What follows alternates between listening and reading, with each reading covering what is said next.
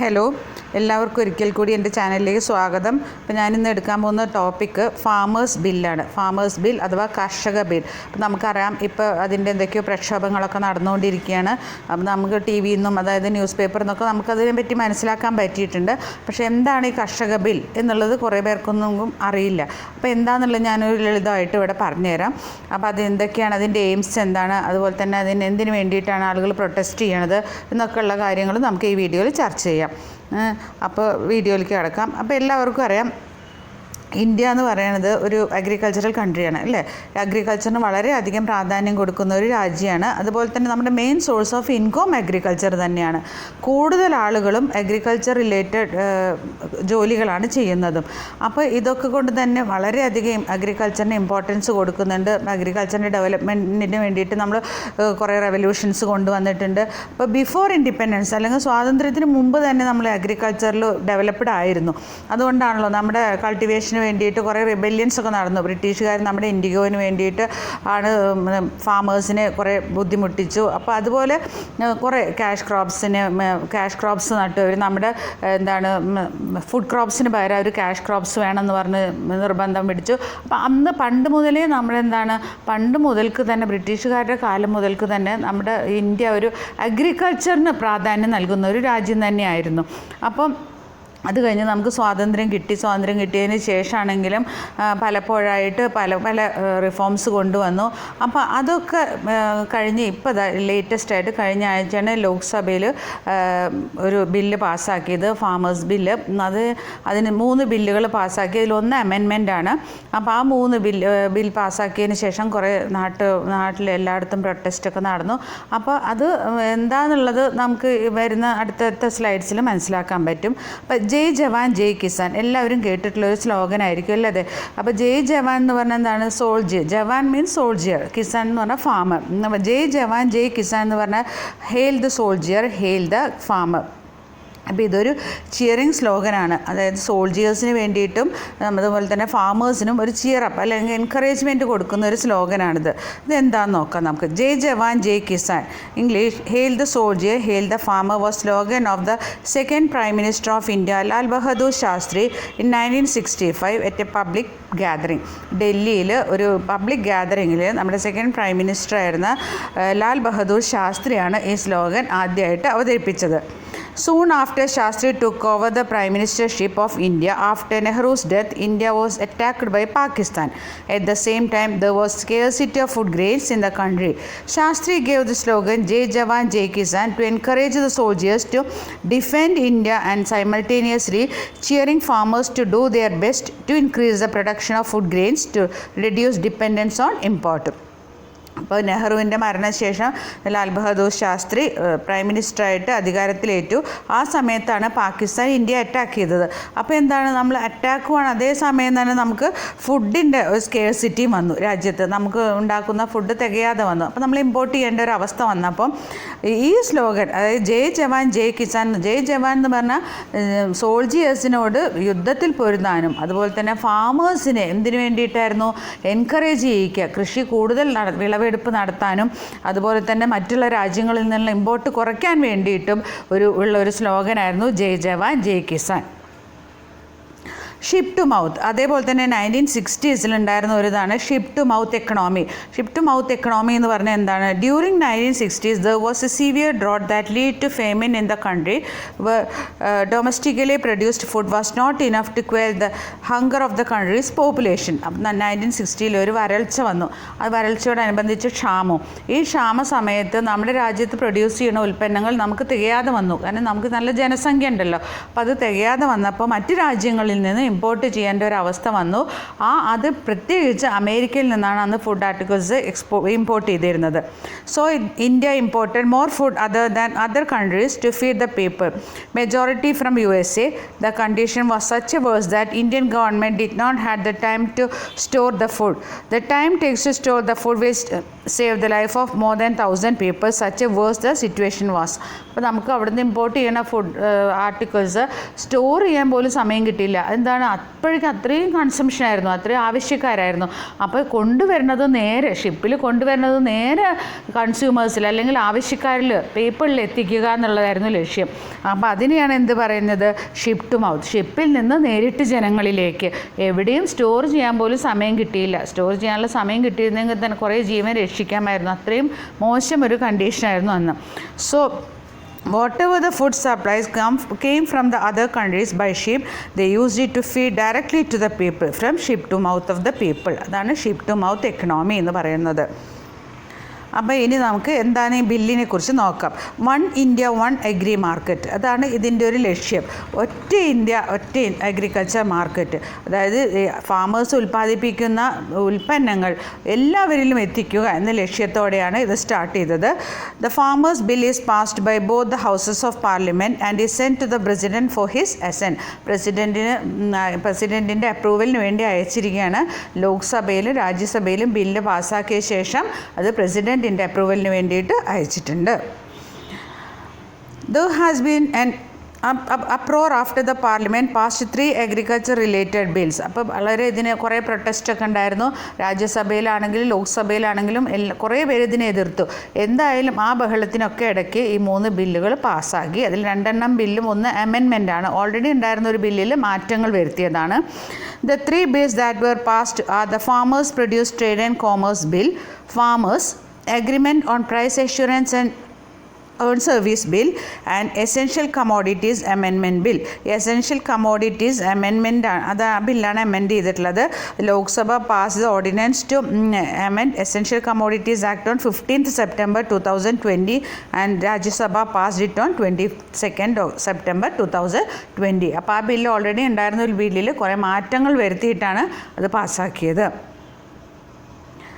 What are they for? ഇനി ഈ 3 ബില്ലുകൾ എന്ന് പറഞ്ഞു, അത് എന്തിനു വേണ്ടി അല്ലെങ്കിൽ ആർക്ക് വേണ്ടി, എന്തായിരുന്നു അതിൻ്റെ ലക്ഷ്യങ്ങൾ എന്നൊക്കെ നോക്കാം നമുക്ക്. The government has said these reforms will accelerate growth in the sector through private sector investment in building infrastructure and supply chains for farm produce in national and global markets. നമ്മുടെ ഇവിടുത്തെ അഗ്രികൾച്ചർ ഫാമേഴ്സ് ഉണ്ടാക്കുന്ന ഉൽപ്പന്നങ്ങളെ global മാർക്കറ്റിൽ എത്തിക്കുക. അതുപോലെ തന്നെ ഇതിൽ private പാർട്ടികളുടെ ഇൻവെസ്റ്റ്മെൻറ്റ്. അപ്പോൾ എന്താണ്, കൂടുതൽ സൗകര്യങ്ങൾ വരും, കൂടുതൽ ഡെവലപ്മെൻറ്റ്സ് വരും. The key provisions of the proposed legislature are intended to help small and marginal farmers. ആരെ ലക്ഷ്യം വെച്ചിട്ടായിരുന്നു? ചെറുകിട കർഷകർ. അതായത് ഒരു ടോട്ടൽ ഫാമേഴ്സിൻ്റെ 86% ചെറുകിട കർഷകരാണ്. അപ്പോൾ അവർക്ക് എന്താണ്, അവർക്ക് ബാർഗെയിൻ ചെയ്യാനുള്ള കഴിവില്ല. അതുപോലെ തന്നെ അവർക്ക് കൂടുതൽ പൈസ ഇൻവെസ്റ്റ് ചെയ്യാനുള്ള കഴിവൊന്നുമില്ല. അപ്പോൾ അവർക്ക് വേണ്ടിയിട്ട് തുടങ്ങിയ ഒരു ഇതായിരുന്നു ഈ ബില്ലുകൾ.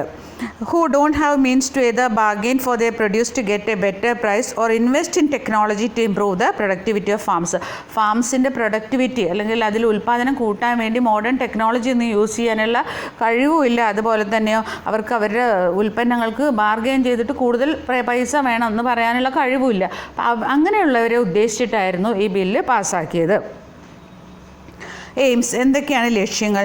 The bill on agri market seeks to allow farmers to sell the produce outside APMC mandis to whoever they want. അതായത് മുമ്പ് എങ്ങനെയാണെന്ന് പറഞ്ഞാൽ ഇവർ മിഡിൽ മാന് കൊടുക്കും. ഫാമേഴ്സ് ഇവരൊരു മീഡിയേറ്റർ ഉണ്ട്, അവർക്ക് കൊടുത്ത് മീഡിയേറ്ററാണ് അതിനെ വിൽക്കുക.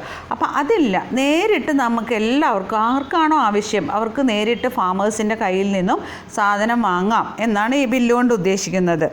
Anyone can buy their produce even at their farm gates. അവരുടെ വീട്ടിൽ നിന്നോ അല്ലെങ്കിൽ എവിടുന്ന് ഓൺലൈനായിട്ട് മേടിക്കാം, അല്ലെങ്കിൽ അവരെവിടെയാണോ അത് സ്റ്റോർ ചെയ്തിട്ടുള്ള അവിടെ നിന്ന് മേടിക്കാം, ഡിസ്ട്രിബ്യൂഷൻ സെൻറ്റേഴ്സ് വാങ്ങാം. അപ്പോൾ അങ്ങനെ ഫാമേഴ്സിൻ്റെ കയ്യിൽ നിന്നും നേരിട്ട് സാധനങ്ങൾ വാങ്ങാൻ ഉദ്ദേശിച്ചിട്ടുള്ള ഒരു ബില്ലായിരുന്നു.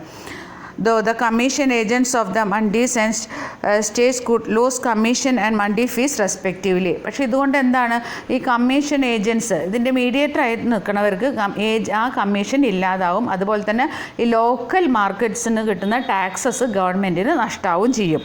Farmers will get better price through competition and cost cutting for transportation. അവർക്ക് ഫാമേഴ്സിന് എന്താണ് കോമ്പറ്റീഷൻ കൂടും അല്ലേ? കോമ്പറ്റീഷൻ കൂടുമ്പോൾ തന്നെ നമുക്ക് നല്ല സാധനങ്ങളും കിട്ടും, അതുപോലെ തന്നെ അവരുടെ സാധനങ്ങൾക്ക് വിലയും കിട്ടും, അതുപോലെ അവർക്ക് ട്രാൻസ്പോർട്ടേഷൻ്റെ കോസ്റ്റ് കുറഞ്ഞും കിട്ടും. ഇതൊക്കെയായിരുന്നു ഇതിൻ്റെ ലക്ഷ്യങ്ങൾ. ഈ ബില്ല് അവതരിപ്പിക്കുമ്പോൾ ഉണ്ടായിരുന്ന ലക്ഷ്യങ്ങൾ എന്തായിരുന്നു? ചെറുകിട കർഷകർക്ക് അവരുടെ ഉൽപ്പന്നങ്ങൾക്ക് നല്ല വില ലഭിക്കുക, അതിൽ അവർക്ക് കിട്ടേണ്ട വിലയാണ് ഇതിൽ മിഡിൽ മാനായിട്ട് നിൽക്കുന്നവരൊക്കെ കിട്ടണത്.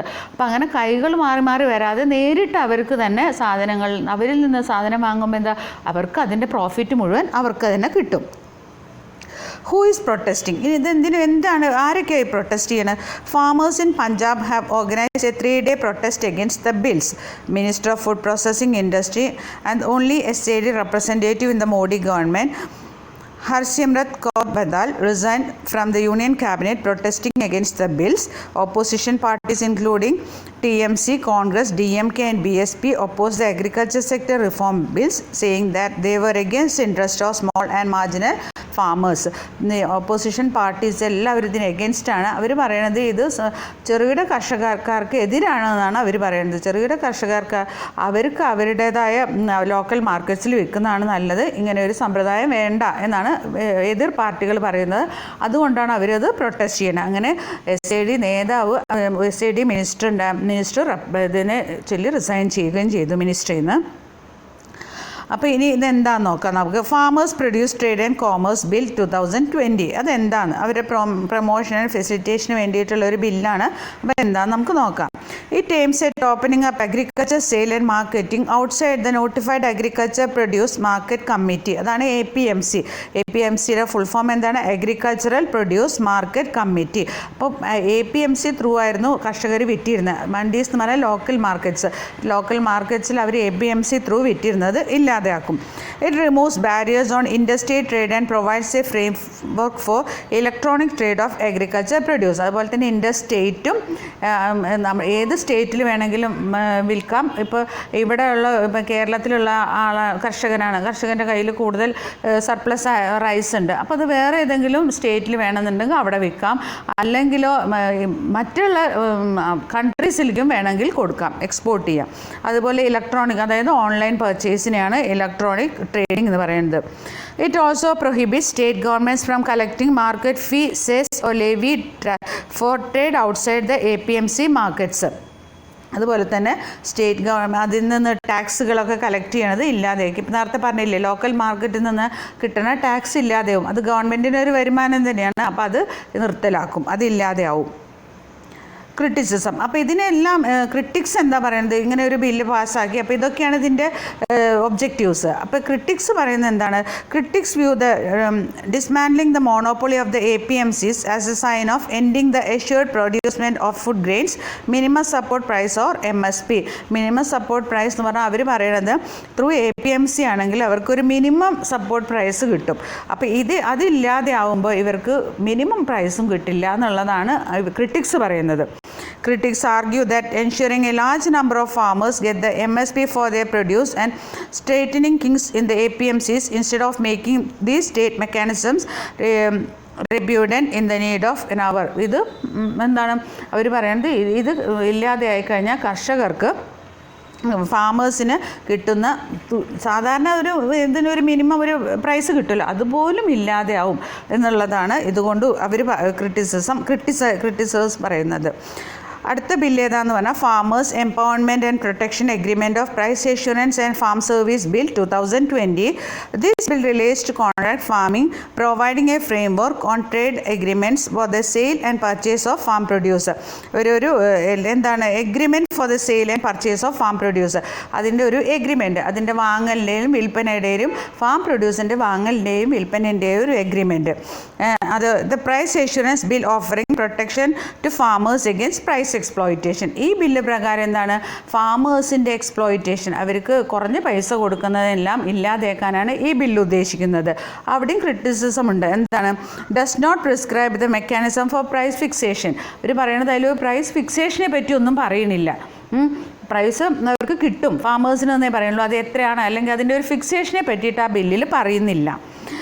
There is apprehension that the free hand given to private corporate houses could lead to farmer exploitation. അതുപോലെ തന്നെ ഇത് പ്രൈവറ്റൈസ് ചെയ്ത് കഴിഞ്ഞാൽ കോർപ്പറേറ്റ് കമ്പനീസിനാണ് ഇത് കൊടുക്കുക, അവരുമായിട്ടാണ് എഗ്രിമെൻറ്റ് വരിക. അപ്പോൾ അതും ഫാമേഴ്സിൻ്റെ ഡെവലപ്മെൻറ്റ്സിന് ഉപകരിക്കില്ല എന്നാണ് ഇതിനെ വിമർശിക്കുന്നവർ പറയുന്നത്. ഹിസ്റ്ററി. അടുത്തൊരു ബില്ലിനൊരു ബാക്ക്ഗ്രൗണ്ട് ഉണ്ട്. അത് അമെൻമെൻറ്റ് ബില്ലായിരുന്നു. അപ്പോൾ എന്തായിരുന്നു അതിന് മുമ്പ് ആ ബില്ല് ഉണ്ടായിരുന്നത് നമുക്ക് നോക്കാം. ദ എസെൻഷ്യൽ കമ്മോഡിറ്റീസ് ആക്ട്, അതിൻ്റെ ഷോർട്ട് ഫോമാണ് ECA, was enacted in the year 1955 by the parliament to ensure that the delivery of certain products is not blocked by hoarding or black marketing. ചില കമ്മോഡിറ്റീസിനെ എന്താക്കി മാറ്റി, essential commodities ആക്കി മാറ്റിയ ഒരു ആക്റ്റായിരുന്നു 1955. അപ്പോൾ അതെന്തിനു വേണ്ടിയിട്ടായിരുന്നു? കരിഞ്ചന്ത, കള്ളത്തരങ്ങൾ നടത്താണ്ടിരിക്കുക, അതിനൊക്കെ വേണ്ടിയിട്ടുള്ളായിരുന്ന ഒരു ആക്റ്റായിരുന്നു. The government used this law to regulate the production, supply and distribution of certain products to make them available to consumers at a fair price. ചില കമ്മോഡിറ്റീസ്, അതായത് അത്യാവശ്യ സാധനങ്ങൾ ജനങ്ങളിൽ കുറഞ്ഞ പൈസയ്ക്ക്, കുറഞ്ഞ വിലയ്ക്ക് എത്തിക്കുക എന്ന ലക്ഷ്യത്തോടെയാണ് 1955 ഇങ്ങനെ ഒരു ആക്ട് കൊണ്ടുവന്നത്. The list of such products include drugs, fertilizers, pulses, edible oils, petroleum, food, etc. And this list is modified from time to time. അതിൻ്റെ ആ ലിസ്റ്റിൽ മോഡിഫിക്കേഷൻസ് വരുത്താറുണ്ട്. അപ്പോൾ എസെൻഷ്യൽ കമ്മോഡിറ്റീസ് അമെൻമെൻറ്റ് ഓർഡിനൻസ് എന്താണെന്ന് നോക്കാം. The ordinance amends essential commodities act to allow the government of India to delete certain commodities as essential, allowing the government to regulate their supply and price only in case of war, famine, extraordinary price rises or natural calamities, by imposing limits on the amount of stocks of such items that can be held by persons. അപ്പോൾ ചില സാധനങ്ങൾ ഇതിൽ നിന്നും മാറ്റി, ചില സാധനങ്ങൾ കുറച്ച് list ഉണ്ടായിരുന്നല്ലോ, അതിൽ നിന്ന് കുറേ സാധനങ്ങൾ മാറ്റിയിട്ട് അത് അത്യാവശ്യ സന്ദർഭങ്ങളിൽ ഉപയോഗിക്കാൻ വേണ്ടിയിട്ട് ഒരു നിശ്ചിത അളവ് പറയും. ഇത്ര ഒരു ആൾക്ക് എത്ര സൂക്ഷിക്കാം, അത് സൂക്ഷിച്ച് വയ്ക്കുക. ഇങ്ങനെ അത്യാവശ്യ ഘട്ടം വരുമ്പോൾ മാത്രം അത് കൊടുക്കുക. അപ്പോൾ നമുക്ക് ഒരു ബൾക്കായിട്ട് സൂക്ഷിക്കാനൊന്നും പറ്റില്ല, കാരണം അതിനൊരു ലിമിറ്റ് വെച്ചു. ഒരു പേഴ്സൺ അല്ലെങ്കിൽ ഒരു കമ്പനി അവർക്ക് ഇത്രയാണ് സൂക്ഷിക്കാൻ പാടുള്ളൂ എന്നുള്ളൊരു നിയമം വെച്ചു. The bill is meant to replace an ordinance promulgated in June 5th in the wake of the COVID-19 lockdown. അപ്പോൾ June 5th ഇത് ശരിക്കും അവതരിപ്പിക്കാൻ നിന്നായിരുന്നു. അപ്പോൾ ഈ കോവിഡിൻ്റെ ലോക്ക്ഡൗൺ വന്നത് കാരണമാണ് അത് വീണ്ടും ഇപ്പോൾ അമെൻഡ് ചെയ്ത് അവതരിപ്പിച്ചത്. These restrictions will not apply to stocks of food held for public distribution in India. ഇത് ആർക്ക് ബാധകമല്ല? പബ്ലിക് ഡിസ്ട്രിബ്യൂഷൻ, ഗവൺമെൻറ്റിൻ്റെ പബ്ലിക് ഡിസ്ട്രിബ്യൂഷന് ഇത് ബാധകമല്ല. എത്രയാണെന്നുള്ള ആ ഒരു സ്റ്റോക്കിൻ്റെ ലിമിറ്റൊന്നും. The act was enacted in the interest of general public to ensure availability of essential commodities to consumers. ഇതെന്തായിരുന്നു ലക്ഷ്യം? സാധാരണക്കാരിൽ ആവശ്യ വസ്തുക്കൾ എത്തിക്കുക, കുറഞ്ഞ നിരക്കിൽ എത്തിക്കുക എന്നുള്ളതായിരുന്നു ഇതിൻ്റെ ഈ അമെൻമെൻറ്റ് കൊണ്ട് ഉദ്ദേശിച്ചത്. It says so stock limits can only be imposed if retail price surge 50% above the average in the case of non-perishable and 30% in the case of perishable products. Non-perishable എന്ന് പറഞ്ഞാൽ കേടുവരാത്ത വസ്തുക്കളാണെങ്കിൽ എങ്ങനെയാണ്? അതിൻ്റെ ആവറേജ് പ്രൈസിൽ 50% കൂടുതൽ, average above 50% above the average, 50% above average പ്രൈസിൻ്റെ 50% കൂടുകയാണെങ്കിൽ, retail price കൂടുകയാണെങ്കിൽ, പിന്നെയോ കേടുവരുന്ന സാധനങ്ങൾ, ഇപ്പോൾ ഫ്രൂട്ട്സ് ആണെങ്കിൽ, വെജിറ്റബിൾസ്, അതൊക്കെ ചീത്തയാവുന്ന സാധനങ്ങൾ, അങ്ങനത്തെ സാധനങ്ങളാണെങ്കിൽ അതിൻ്റെ 30% റീറ്റെയിൽ വാല്യൂ ആവറേജിനേക്കാളും 30% കൂടുകയാണെങ്കിൽ എന്ത് ചെയ്യാം? സ്റ്റോക്ക് ലിമിറ്റ്സ് ഉണ്ട്. സ്റ്റോക്ക് എത്രയാണെന്നുള്ളത് അവർ പറഞ്ഞ ആ ലിമിറ്റ്സിൽ നമുക്ക് സ്റ്റോക്ക് ചെയ്യാം. It removes cereals, pulses, oilseeds, edible oils, onion and potatoes from the list of essential commodities. അതാണ് ഏറ്റവും ഇമ്പോർട്ടൻറ്റ്. എസെൻഷ്യൽ കമ്മോഡിറ്റീസ് ആദ്യം പറഞ്ഞ ലിസ്റ്റിൽ നിന്ന് ഇത്രയും വസ്തുക്കൾ എന്താക്കി മാറ്റി. ഇതൊന്നും എസെൻഷ്യൽ കമ്മോഡിറ്റീസ് അല്ല എന്നാണ് ഇപ്പോൾ പുതിയ നിയമപ്രകാരം പറയുന്നത്.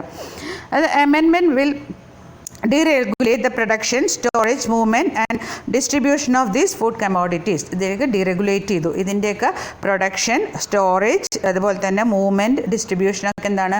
ഡീറെഗുലേറ്റ് ചെയ്തു. അപ്പം അപ്പോഴും ക്രിറ്റിസിസം എന്താണെന്ന് നോക്കാം നമുക്ക്. അപ്പോൾ എന്ത് കാര്യമാണെങ്കിലും അതിന് നല്ല വശമുണ്ട്, ചീത്ത വശമുണ്ട്. അപ്പോൾ ക്രിട്ടിക്സ് എന്താണെന്ന് പറയുന്നത് നമുക്ക് നോക്കാം.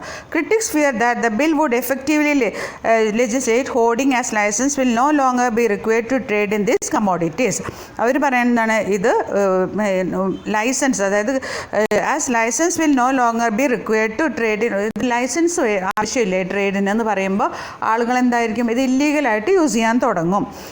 Act and government innovation distorts entry of large private sector players into agriculture marketing. Agriculture മാർക്കറ്റിംഗിൽ ഒരുപാട് പ്രൈവറ്റ് ഏജൻസിയുടെ കടന്നുകയറ്റം ഉണ്ടാവും. Owing to stock limits traders are unable to deliver promised quantity of commodity on exchange platform which effect growth and development of commodity market. അപ്പോൾ ഇതിലൊരു അളവിലാണ് സൂക്ഷിക്കാൻ പാടുമെന്ന് പറയുന്നുണ്ട് അല്ലേ. അപ്പോൾ അത് സ്റ്റോക്ക് ആവശ്യം വരുമ്പോൾ എന്താണ് അത് എടുക്കാൻ മാത്രം ഇവരുടെ കയ്യിൽ ഉണ്ടാവില്ല.